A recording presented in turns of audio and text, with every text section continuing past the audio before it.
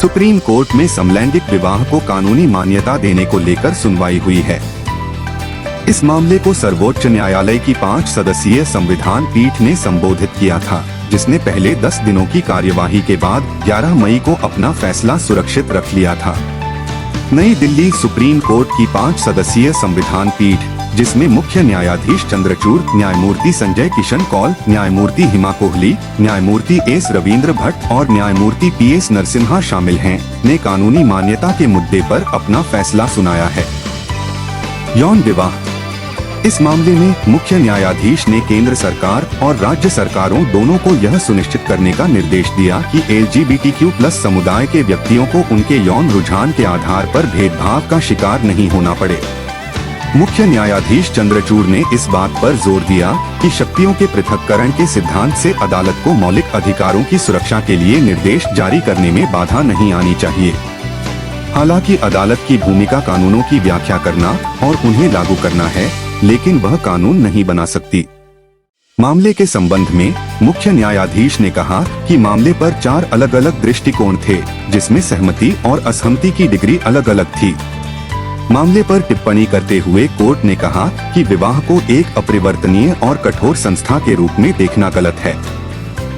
अदालत ने कहा कि यदि विशेष विवाह अधिनियम को समाप्त कर दिया गया तो यह देश को आजादी से पहले के समय में ले जाएगा।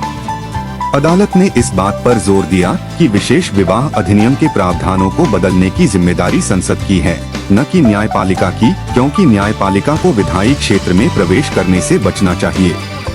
मुख्य न्यायाधीश ने केंद्र और राज्य दोनों सरकारों को यह सुनिश्चित करने का निर्देश दिया कि LGBTQ+ समुदाय के लिए वस्तुओं और सेवाओं तक पहुंच में कोई भेदभाव न हो। सरकार को समलैंगिक अधिकारों के बारे में जन जागरूकता बढ़ाने का निर्देश दिया गया। सरकार LGBTQ+ समुदाय के लिए हेल्पलाइन स्थापित करेगी, हिंसा का सामना करने वाले समान लिंग वाले जोड़ों के लिए गरिमागृह सुरक्षित घर स्थापित करेगी और यह सुनिश्चित करेगी कि इंटरसेक्स बच्चों को सर्जरी कराने के लिए मजबूर नहीं किया जाए। मुख्य न्यायाधीश ने इस बात पर जोर दिया कि संघ बनाने का अधिकार यौन रुझान के आधार पर प्रतिबंधित नहीं किया जाना चाहिए।